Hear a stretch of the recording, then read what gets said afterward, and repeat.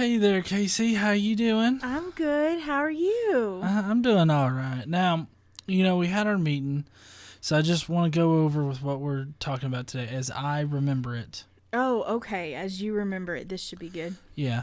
Okay, so we're starting off in Shitem, where the Moab factory is churning out all of these, massive weapons of destruction or something. I don't know what the Moab facility does, but it's there doing its thing, and the Israelites are there. But then the Israelites, they get seduced by the Midianite people, women in general, and then the women are like, come plow our asses like your God, and then we'll praise to this fertility god, but balazaboom, the bosom god.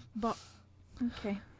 And so the Israelite men obviously go and plow the asses of these women while they praise to Bazumaboom God. And, of course, God is not pleased with this at all, and neither is Moses. Moses cannot stand the stench smell from the asses of the Midianite women. And so then God starts killing people, of course, as all adults do. They just start, killing his own chosen people. And the thing that saves them, though, is actually Aaron's son ramming his rod into both an Israelite man and woman as they're getting it on. He just shoves his rod deep inside both of them, and then God's like, all right, yeah, that's fine. I'll stop killing at 24,000 of you fucks. He killed them with the plague this time, too, so he basically gave them all AIDS. Is that the end? Oh. God loves you. Honey? Yeah. That particular story you just led us through, one, it was so wrong. And two, it was only Numbers chapter 5, verses 1 through 9. Oh, we're covering more than that today? Oh, yeah. Okay. Well, maybe that's just the interesting part that I remember.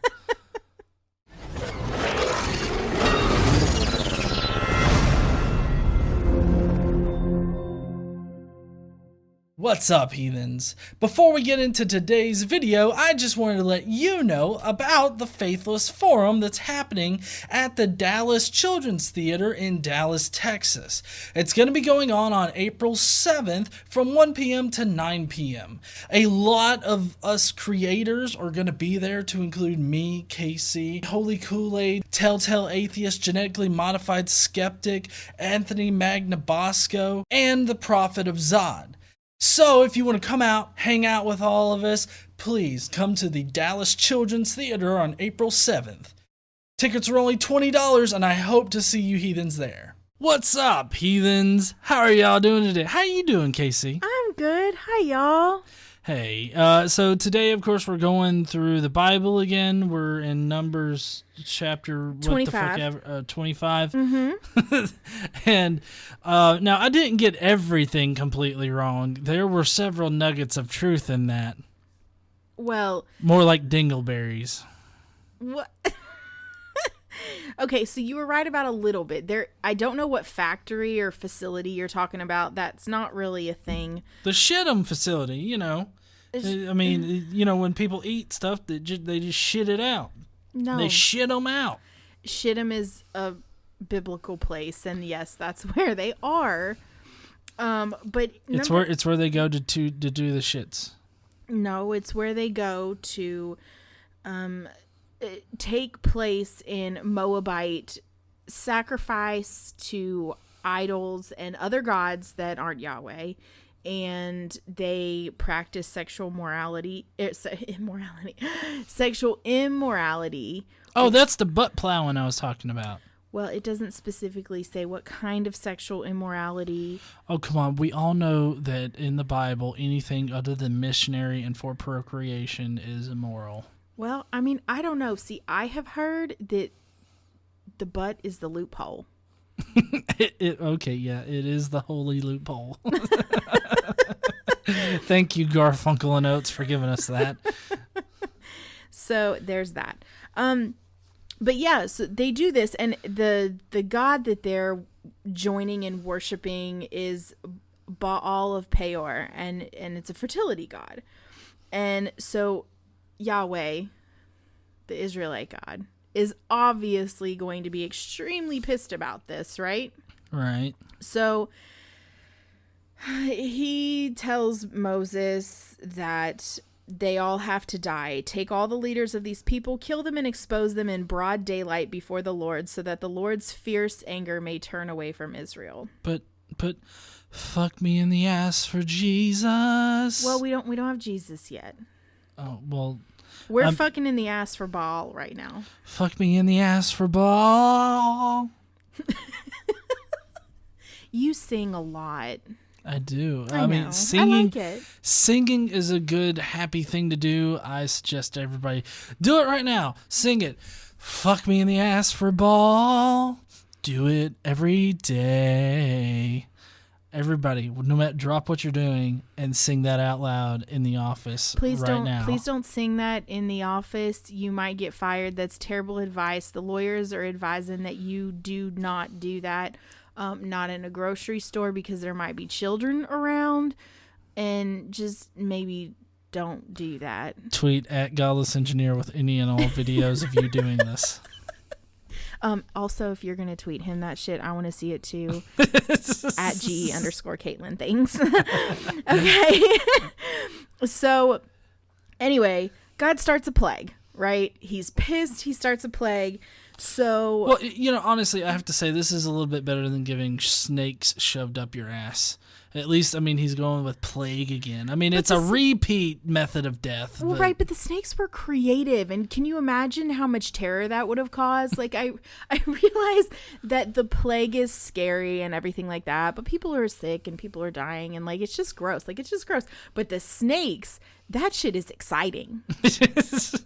I'm sure it wasn't to the people that got bit. I'm sure it wasn't, but look, all they had to do is look up at the bronze snake, and then they were cured. Oh, so yeah, it doesn't matter. I forgot the magical cure of the Bible. Yeah. Looking at a bronze snake. So do you want to know what the magical cure for the plague was? Oh my goodness, what? Well, so people who already died from plague obviously didn't get cured. People who had the plague obviously didn't get cured. However, they went to hell. Well, Sheol, or Hades, if you're reading in the original Greek. Yeah. Just depends on which way you want to shake that. Well, so a guy stopped it. You want to know how he stopped the plague? How? Well, so the guy that stopped it is Phineas, and he is... Wait, like Phineas and Ferb Phineas? Like, did he, build a time machine? And do you know what I'm talking about? Is it that silly cartoon thing that Xander watches? I don't know. I really try not to pay attention when it's on. It's the kid with the triangle head. I think that might be Phineas. That might be Ferb, and Phineas is the one that looks like Abe Lincoln, height-wise. I have no idea. I don't understand kids' television. Okay. So anyways, Phineas from Phineas and Ferb, he was there. So he is Aaron's grandson. During the intro, you said he was a son. Not so. His grandson. Oh, grandson. Okay. Yes. That makes so much sense. He's Eleazar's son. Aaron's grandson. Okay. So what he does is an Israelite man brought to his family one of these Midianite women. That fucker. Yeah, so he brings her. Everybody at the dinner table was like, she does anal. Yeah, we smell it from here. Well, ew, and ew. You're welcome. Stop. It's not just her it's not just his family that he brings her to. He brings her in front of Moses and the whole assembly. So everybody is, of course, aghast, right? And so Phineas decides and he takes her to the tent of the meeting, which, nobody's allowed to go to the tent of the meeting. That shit is just fucking crazy. Oh, motherfucker fucked up. Yeah. So Phineas goes, grabs a spear, goes up to the tent, and drives the spear straight through both of them at the same time. Oh, that's where I was getting. He takes his rod and he okay. It's a spear, not his rod. Well, he was probably plowing her with his rod before, but not Phineas, the Israelite. He's not plowing her now. Well, I don't know what they were doing in the tent, but Phineas stopped whatever it was by killing both of them. So God was like, Fuck these people. Yeah, God was like, this is the kind of stuff I like. I like how you think, Phineas. And so he stops the plague. Oh, that's the magical cure. So, just so that you guys understand, magical cures for the Bible. One is, bronze snake on a staff. 2, driving a spear through 2 people fucking. So remember this the next time we have like Ebola or something. All you gotta do is find somebody fucking and kill them. No, our lawyers are telling us that you cannot do that. Please, nobody go out there right now and do that. But what you can do is sprinkle blood and oil on your dick. Well, yeah, that's obvious after, you get leprosy dick. Yeah. Okay. So, the plague is over. 24,000 people died of the plague this time. If God keeps killing off people like this, they're not going to have any more people. You know what this is really making me think about? What? Ken Ham. Why? Well, nothing makes me think of Ken Ham. Well, no. But one particular thing makes me think of it. And that one particular thing is how he says that evolution is a religion of death. Right? He claims that death is the primary driver of evolution and all this other stuff. When I believe in actuality, this is another one of those backwards like concepts that these Christians put out. And because the Christian religion, well, the Judaism is a blood death cult. Yeah. That's literally what when you read the Bible, it is based on death. Like, God just loves to kill people. So it's another one of those things where I just really don't understand why they can project that much and not realize that they are indeed projecting their own insecurities of their faith onto something else. That made a whole lot more sense than I'm used to for this particular show. It's like it's another one of those old school moments with Will Ferrell. Yeah. Yeah. So the Lord says to Moses, Phinehas, son of Eleazar, the son of Aaron, the priest, has turned my anger away from the Israelites, for he was as zealous as I am for my honor among them, so that my zeal I did not put an end to them. Therefore tell him I am making my covenant of peace with him. He and his descendants will have a covenant of lasting priesthood, because he was zealous for the honor of his God and made atonement for the Israelites. So basically, God is giving Phinehas all of this shit because he killed 2 people. No, he's not. Well, yeah, he's like a covenant of peace and a covenant of priesthood, and yeah, he's like, you did right by me, so I will always do right by you and your descendants. So Phinehas is basically a hitman. Oh, well, he killed people and he got paid for it. Yeah, I guess so. Yeah, the first hitman. Well, I'm sure he was not the first. No, near the first. It's the Bible, so it's right. Oh, okay. All right. So then it talks about the name of the dead couple. If you really want to know, the Israelite man was Zimri, son of Salu, the leader of a Simonite family. Jesus Christ, I am not going to remember that. Zimizu. That's what one has. Zimri. Zimizu. Zimri. All right, let's get back to Zimizu. For God's sake. So the Midianite woman who was put to death was Cosbi, daughter of Zur, a tribal chief of the Midianite family. Wait a second. Her name was Cosby? That was the woman that died? Yeah. Maybe it was because she slipped roofies in the Israelites' drink. I'm just saying. Cozbi. No, that was Cosby. Well, that's Cozbi. That's how you spell it. Yeah, Cosby. All right, Cosby died. I'm sure a lot of women are happy right now. Okay, so the Lord said to Moses, treat the Midianites as enemies and kill them, because they treated you as enemies when they deceived you in an affair of Peor and their sister Cosbi, the daughter of the Midianite leader. The woman who was killed when the plague came as a result of Peor.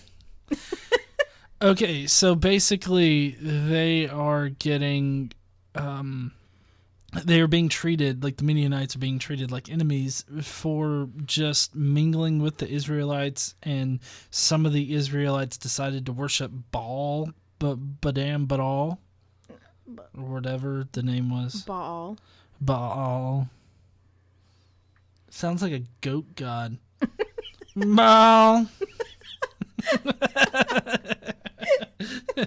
I could just imagine Jim Brewer up there and his goat man thing. You don't know who I'm talking about? No. He was on Saturday Night Live, and he had this character he played that was a goat boy or goat man or something. Oh, yeah. He would go ma, and that would just be one of his shticks that he did. And it's like ball, ball. Yeah. That's what happened, and that's Numbers chapter 25. So we're moving on to Numbers chapter 31. The Lord said to Moses, "Take vengeance on the Midianites for the Israelites. After that, you will be gathered to your people." So Moses said to the people, "Arm some of your men and go to war against the Midianites and carry out the Lord's vengeance on them." Oh yeah, I forgot because this guy's jealous as fuck. Continue. Yeah, so he tells all the tribes of Israel, send them into war with 1,000 men from each of the tribes of Israel. So it's 12,000 men, 12 tribes of Israel, right? All right, hold on. I'm doing the math. 12 tribes, 12,000. Okay. You didn't write anything down. Do I need to write anything? No, but you pretended to, which I think is funny because no one can see you but me. Well, right, and if you hadn't have said this entire bit, people would think I actually wrote it down. So, thank you. Now I have to actually write it down. Write down 12,000 men from 12 tribes of Israel. Got it. 1,000 men a tribe. Okay. So they take articles from the sanctuary and trumpets for signaling, their crazy shit. So they fought against Midian as the Lord commanded Moses and killed every man. And for whatever reason, even though they killed all of the men of this entire group of people, they called out 5 victims in particular, mainly because they were the kings of Midian. You ready? Among their victims were Evie, Rechem, Zur, Hur, and Reba. Well, Reba, like McIntyre? Well, it wasn't Reba McIntyre specifically, but maybe her namesake. I'm not really sure. Was she a Jew? I don't know. She does kind of have a big nose. She's probably had a nose job. Oh, okay. Well, first we got Phineas from Phineas and Ferb. Now we got Reba McIntyre in here, and Evie. Yeah. Evie, if you guys don't know, is a Pokemon. I don't know why a Pokemon is a freaking king of the Midianites, but they fucking skinned that thing. And Rechem. I think he's related to Wreck-It Ralph. I don't know. That seems like a guy that plows the assholes of people. Get wrecked. I'm gonna wreck them. What are you gonna do with all these prisoners? I'm gonna wreck them. Yeah. And then, of course, Zur and Hur. Yeah, well, Zur and Hur have, I don't know, they got a weird thing going on there. Do they? Okay, well, so those are the 5 kings of Midian. They also killed Balaam, son of Beor, with the sword. Now, if you remember from last week, Balaam is the guy that Balak hired, or Barack Obama, according to GE, hired to curse the Israelites, and who wouldn't. So, exactly why is God killing this guy that followed his rules? Well, God's not killing him. The Israelites are killing him. God just told him to. Well, yeah, but I mean, come on. Well, I mean, he was there. Well, yeah, I mean, he's everywhere, honey. No, I didn't mean God was there. I meant Balaam was there. Well, yeah, but don't you think, I don't know. I would, if I was God, I'd be like, hey, bro, Israelites coming in here to, fuck everybody up. You might want to bounce. Well, he probably took part in their idolatry of another god. Well, yeah, but God knew that beforehand. I mean, God knew that in the last chapter, God knew that he was already worshiping other gods as well as Yahweh. Well, yeah, but he hadn't led Israel to worship other gods to that point, and now he has. So he's fucked. He's wrecked. Yeah, but Rechem didn't do it. You don't know. You don't know.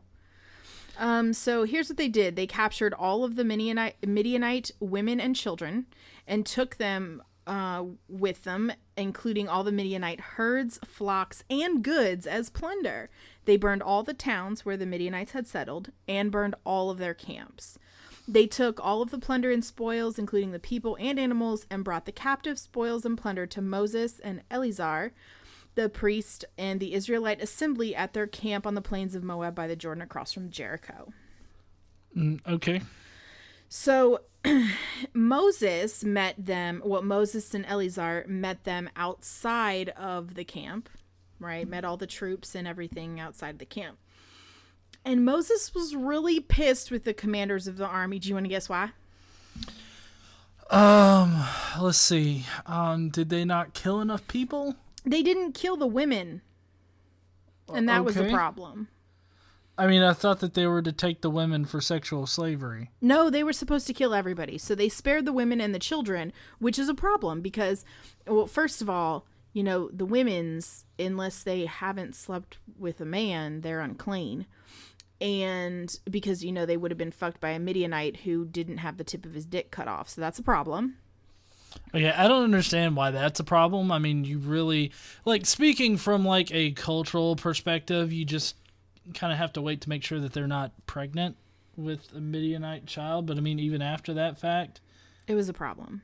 Well, obviously it's a problem for dumbass reasons, but I'm just saying that they didn't have to kill him. They could have waited, but no, they willingly opt to kill people for no good reason. Well, the good reason is God told them to. They weren't supposed to spare the women. They weren't supposed to spare the children. They were supposed to kill everyone, and they didn't. I don't know. Maybe it's my own morality getting in the way, but I mean, that just seems pretty fucky. You can't have morality without God.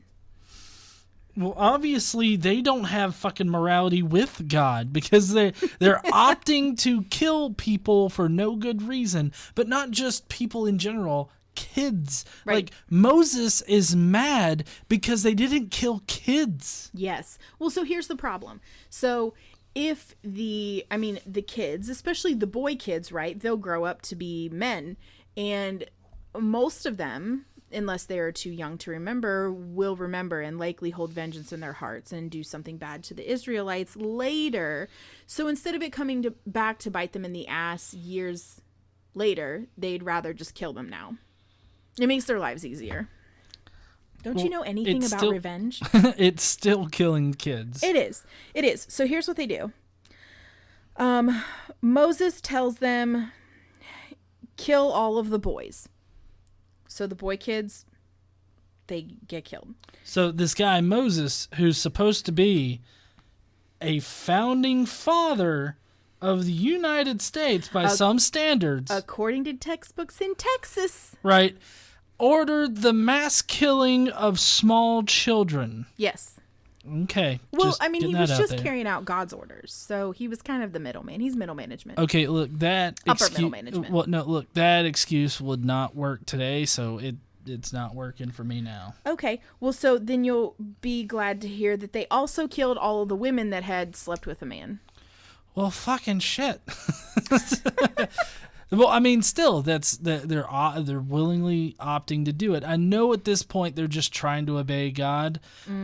But I still feel like that's a really shitty thing because, if you have a guy now that does that exact same thing, that is not a good enough reason. God told me to kill all these fucks. Yeah. Oh, okay, sir. Well, we've got a padded cell for you.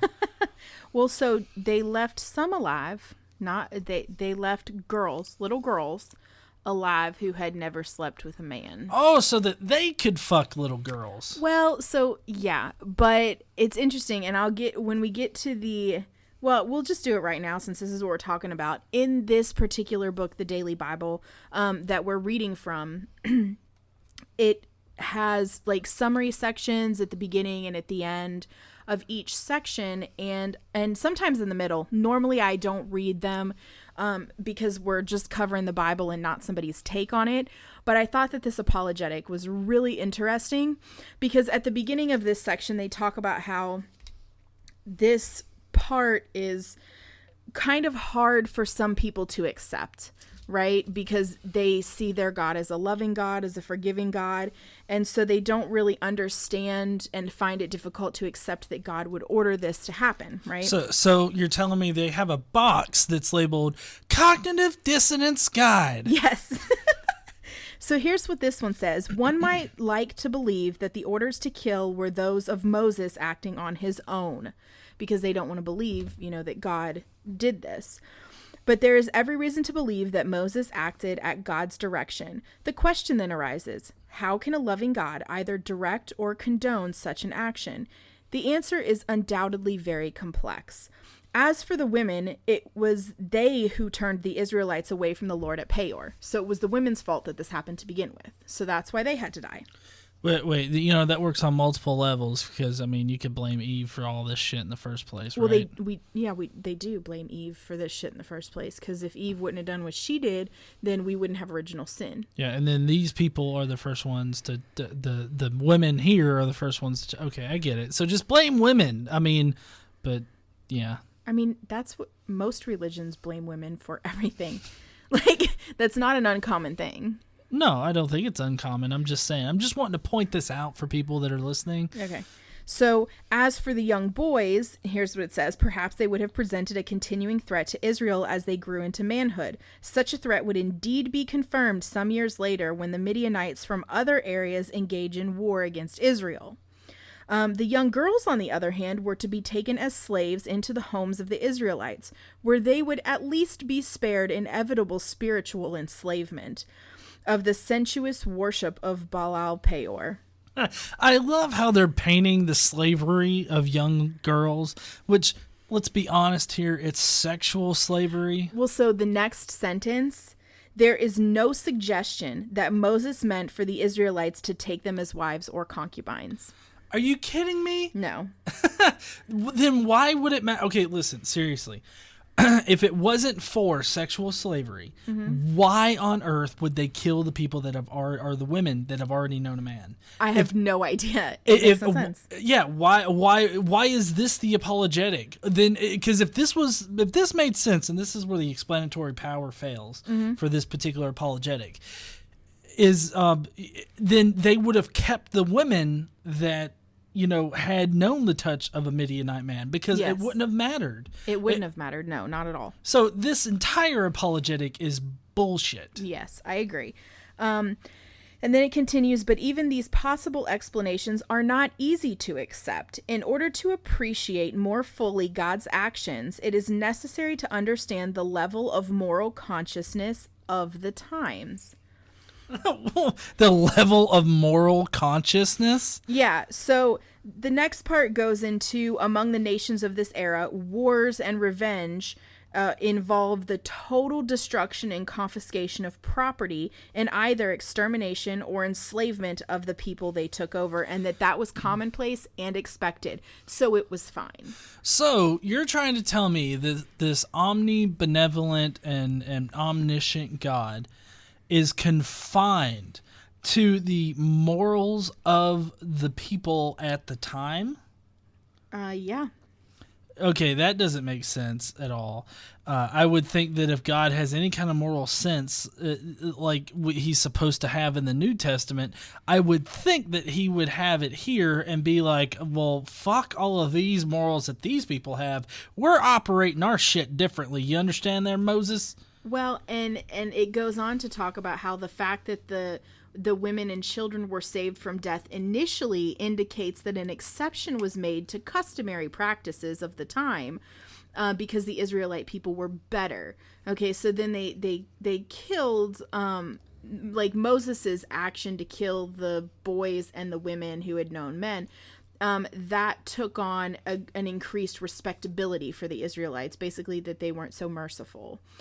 Which would give them more respectability from other people. Oh, okay. So you're telling me that their needlessly killing of innocent people gave them more street cred? Yes. And that's why they did it? Yes. That's exactly like a gang out there killing a family of 4 so that it will boost their street cred and so that other people will be like, oh, we don't fuck with him. He kills everybody when you piss him off. Yeah, so I mean, that's essentially what they did. And so I just found those particular apologetics interesting, and that's why I wanted to read this part that I normally don't read. Well, this really flies in the face of like an all good God. I mean, of course, beforehand, God was killing the Israelites needlessly. You know, he was shoving snakes up their asses or having them being swallowed by a sarlacc pit in the middle of the desert. Well, and the 24,000 Israelites, they died justifiably because some of the Israelites slept with women and worshipped some other god. Yeah, so I mean, obviously, this is not a good God in the Old Testament, but you also have to understand the apologetics and the actual dogma of it, because you know Jesus is supposed to be God in the New Testament, but even so, God is the same past, present, and future. Yeah, at all times. So I mean, but not the same, because the Old Testament doesn't apply. Well, right. Obviously, only the 10 Commandments. The mental gymnastics that you have to do to be a Christian is really crazy to me, especially because some people are going to take this as mean, but I don't really think that they're smart enough to, you know, come up with something really good. Well, I don't think that it's necessarily intellect here that's lacking. I honestly think that it's just...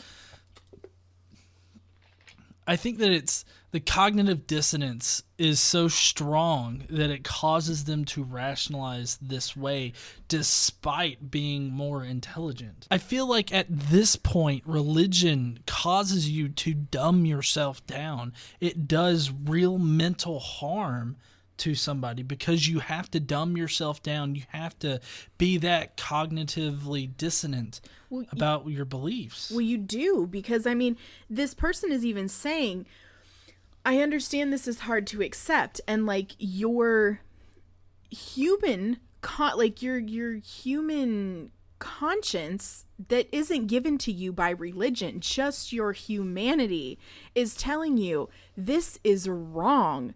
What this God is doing is wrong, but here's why it's not so bad, and I'm just going to explain it away, and you're going to believe what I tell you because God is good. Well, I mean, just think about applying this kind of good logic or whatnot that God is exemplifying to today, like to current present day. I mean, what if you had a band of Christians that was going out there killing like other people that were worshiping other gods? Mm-hmm. Like you just had somebody in one town go and kill and enslave an entire other town and take all of the little girls that hadn't seen a man's dick and took them for slaves. I mean, see, that's not common practice of today. So they're saying, how about this? Somebody go... Oh, no, we can't talk about that on YouTube. We'll get in trouble. I was just trying to use some violent act that happens often today, like once every couple days in the United States to school children. You know, something common. Yeah, I think that you get the whole point that we're trying to make is that apparently God is being like... it's like a post hoc assertion that God is constrained by the moral standards of the time, and that's why it's like that.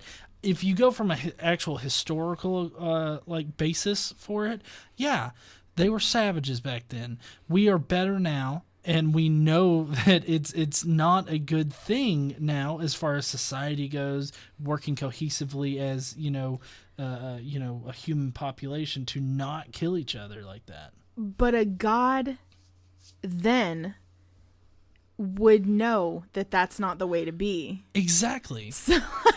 So he should have taught them better, would have made them better. Like, it's just ridiculous to think that this God didn't understand the ways of the future that are better. Like, that's just absurd. They're basically taking the power away from their God when they're talking about it like this. So, I don't know. I just find it interesting. Do you want to move on with the story? Yeah, I'm sorry. No, it's fine. I got really passionate about that. So, anyway, now, because they've gone out and killed a fuck ton of people, they can't enter the camp until they're purified. So yay for purification rituals. Get out your blood and spray it on your dick. well, they have to take away the blood. That's part of the problem. So I forgot all the slaughter and shit. So we're in Numbers chapter 31:19, and it says, all of you who have killed anyone or touched anyone who was killed, because remember, touching dead bodies was bad, right? Yeah. And mainly that was because a lot of times when people died, they would die of a sickness. So it was good practice not to touch them because of things they didn't understand at the time scientifically. But anyway, so anyone who killed anyone or touched anyone who was killed has to stay outside the camp for 7 days. On the third and seventh days, they must purify themselves and their captives. Okay. They have to purify every garment as well as everything made of leather, goat hair, or wood. For some reason, those three things in particular. And then the priest said, the soldiers who had gone into battle, this is a requirement of the law the Lord gave Moses, which we haven't gotten to the laws yet. I can't wait till we get to the laws. I hope we're really, really close. I think we are. Gold, silver, bronze, iron, tin, lead, and anything else that can withstand the fire must be put through the fire, and then it will be clean. But it must also be purified with the water of cleansing. And whatever cannot withstand the fire must be put through the water. On the seventh day, wash your clothes, and you will be clean, and then you may come back into the camp.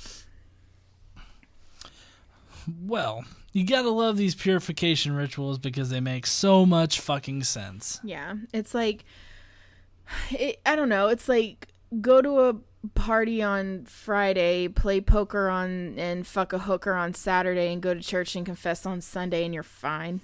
Like, well, yeah. Rinse and repeat. Well, I mean, consider if you think about how the priests were actually ordained by being soaked in blood. I mean, I don't know why God has a problem with the blood now, other than the fact that it's not animal blood. Apparently, he needs animal blood to masturbate. Human blood is just a little too sticky. Well, it's the blood of the enemy. Well, right. They have to be purified because they had the blood of the enemy on them. Oh, so God just doesn't like the blood of the enemy getting near his little fuck toys. Right, I guess. Yeah. So, purified, everybody's purified, 7 days, everybody's back in the camp. So now they get to divide the spoils, right? Yay. We got to figure out what to do with all this shit. So, you will be shocked at how much shit they have. It's unbelievable. So, let's see. Divide the spoils between the soldiers who took part in the battle and the rest of the community. From the soldiers who fought in the battle, set apart as a tribute for the Lord 1 out of every 500, whether persons, cattle, donkeys, sheep, or goats. Take this tribute from their half and share and give it to Eleazar, the priest, as the Lord's part. From the Israelites' half, select 1 out of 50, whether persons, cattle, donkeys, sheep, goats, or other animals. Give them to the Levites, who are responsible for the care of the Lord's tabernacle. So Moses and Eleazar the priest did as the Lord had commanded. The plunder remaining from the spoils that the soldiers took was 675,000 sheep, 72,000 cattle, 61,000 donkeys, and 32,000 women or girls who had never slept with a man.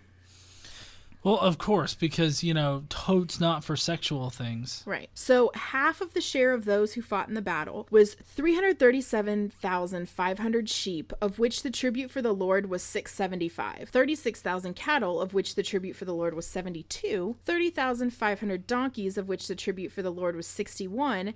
And 16,000 women and girls, of which the tribute for the Lord was 32. So I'm kind of wondering, you think they kill all this shit? Well, I don't know. I don't think that they'd kill all the girls. I think that they would probably do a whole lot of sacrificing of the animals, but I don't think that they'd kill the girls.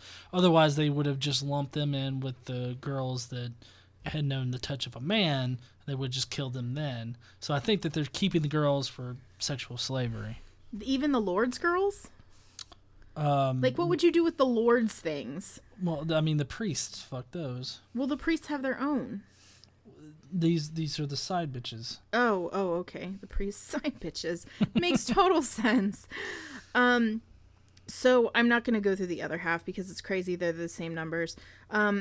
So they select one out of every 50 persons or animals, as the Lord commanded them to give to the Levites, who are responsible for the care of the Lord's tabernacle. So the Levites got their own shit, right? So then they had to go through all of the gold articles that were acquired, all the, the precious metals and all of those other kinds of things. Mm-hmm.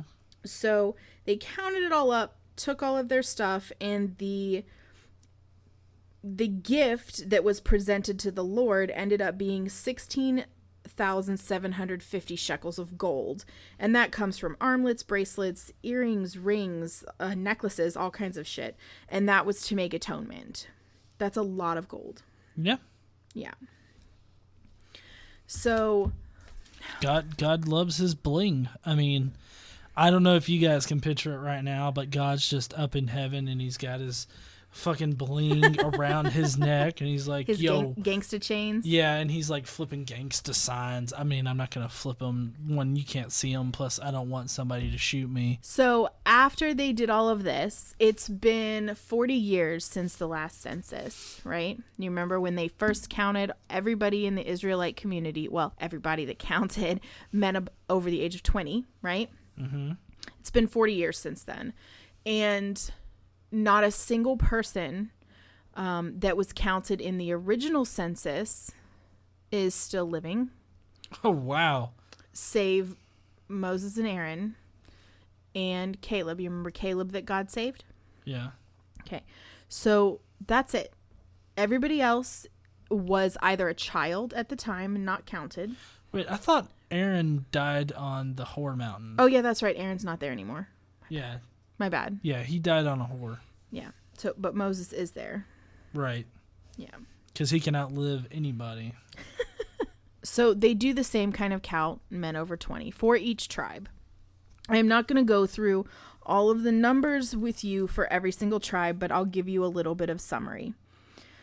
So, they have people that they've taken on from the towns and cities and regions that they've killed everybody and plundered. They've been people that they've taken on. So, but again, those people aren't going to count because that's mostly women.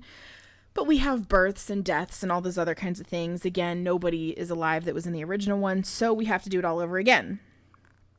So there are fewer Israelites than there were 40 years ago. Well, I mean, obviously, you had like the 666,000, the devil's number, like 40 years ago. It was 605,000. I keep telling you this. But we don't have that many fewer, which is shocking to me given that God kills off 29,000 with a plague, 14,000 with a plague. Like, he kills off thousands of people with plagues at a time. Well, yeah, but that's because life doesn't matter to God. He just kills whenever he gets pissed off, and then he stops for, like, seemingly random fucking reasons. Yeah. So, anyway, it's not that much fewer. 601,730 is the number of Israelite men over the age of 20. Okay? Some tribes have fewer men than before, and some tribes have more. So this census that they do right now provides the basis for dividing the land of Canaan once it's occupied by the Israelites. So this is how they're going to do it. Okay. Okay. They also, they figure out how to divide up the land. Larger groups are given larger inheritances, smaller groups given smaller inheritances. So it's equal by percentages, So basically the smaller groups are like, we should have fucked more. Well, yeah, or maybe we shouldn't have sinned so much, so God killed all of us. Like, I don't know. We shouldn't have done those things that caused us to get killed by our Lord and Savior. Yeah. The Levites were also, again, numbered separately, just as they were before. All the male Levites a month old or more numbered 23,000. And they were not counted among the others because they received no inheritance, because, they take part. So, yeah, we already went over the fact that everybody else was dead, except for Caleb and Moses. Everybody else that was counted in the desert of Sinai is gone from 40 years ago. Yay! And that's just the next day, and so now we're done, right? Yeah, so actually today we did 2 days worth because I wasn't going to read through all of the numbering again because it's just irritating and you don't want to hear it. I don't want to do it. You don't want to hear it. So. And well, I mean, it's not all that important to the story of the Bible. Like, it is important, but like the bare facts are important. Like, you know, how they split up the lands in Canaan when they came to occupy them, and how many Israelites there were. Right. So if you want to go and read it, you are welcome to read it. Numbers chapter 26, and you can read all of the numbers and how some tribes grew and some tribes are smaller and all that. You can read all of that yourself. Yeah, it's basically like an accountant got a hold of Moses's diary and just started like, well, we gotta make sure people know about this. This shit's important. Yeah. Because, you know, for the accountant, who's the only thing that he does is make sure the counts are right. He's just gotta, okay, well, this is important because this is all I fucking do. Yeah, so next week, we're going to go over Joshua being named as a successor for Moses, and that's Numbers chapter 27. You know, I love how, like, any Bible TV reenactment or whatnot that you see, they blow past Moses in all of his fucking glory. Like, I mean, they cover, of course, his exodus out of Egypt, right? But then they just chalk up the rest of the time as, oh, we're just fucking wandering around here. Oh, look, there's Joshua. He's coming. And then Joshua. Mainly that's because in the Bible, they skip the 40 years. You remember if they skip from the point when, you know, they build the tabernacle and all of that, they skip from that, all of the wandering until about the last year before they enter Canaan. And the last year is kind of what we've been going through, all of them killing everybody. Well, no, I mean, they don't cover the killing of everybody. Of course they wouldn't. I mean, why would they? That's part that's hard to accept. So we're just gonna put on the blindfold here and move on past it. Well, yeah, well, I mean, just for reference, which I know we're getting on in time here, but just for reference, the Bible miniseries that the quote-unquote History Channel put on, they ended it with Moses basically collapsing after he gets the 10 Commandments, and like Joshua runs up to him and like cradles him like he's a fucking baby. Yeah. And then cuts to Joshua like fucking marching around, leading Jericho. them into Canaan. Yeah. And so, I mean, they basically talk about how, well, Moses lived on, but Joshua took his place. And they summarize that entire thing with that. Yeah, and they don't talk about how all of these lands were already occupied by literally millions of people.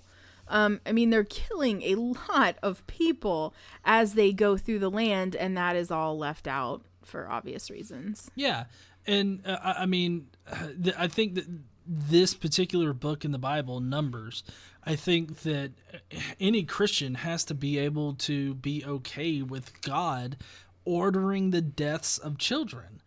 And I mean, this would be something good to bring up, like in, I don't know, if you're having an argument about how good God is or something like that, bring up the fact that he orders children to be killed. Well, this is not the only time in the Bible that God orders children to be killed. Well, no, there's the flood, and then, you know, after, or even after that, there's multiple times. And getting torn apart by bears. Well, yeah, and that comes later. I was thinking of things that we've led up to this point. Oh, yeah. Well, I mean, remember the town that they came to where they circumcised all of the men and boys and then came back 3 days later and killed them all? Killed them all. Did the exact same thing that they did this time with the Midianites. Yep, took the women. Of course, God did, to be fair, that particular time, God didn't order that. Remember, the three brothers did that themselves.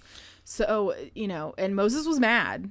But God did. Well, no, it wasn't Moses that time. It was Jacob. Oh, yeah, that's right. Sorry. I'm sorry. You're right. Jacob was mad about that.